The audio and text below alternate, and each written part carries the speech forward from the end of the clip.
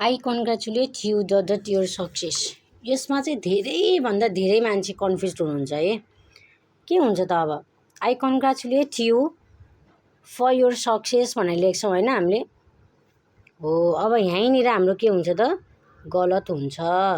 यसमा जहिले पनि हामीलाई के लाग्छ नि त उसको सफलताको लागि त म कन्ग्रेचुलेट गर्छु बधाई छ भन्छु भन्ने मिनिङ लगाएर फर लगाउँछौँ, त्यो गलत हुन्छ। यसमा जहिले पनि यो सफलता भनेर आउने बित्तिकै I congratulate you on your success हुन्छ जहिले पनि, बुझ्नुभयो नि। सी इज, अब अर्को हेर्नुहोस् त, she is good at English.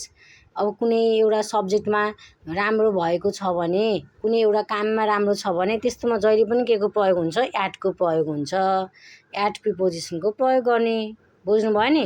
Thank you so much for watching my video.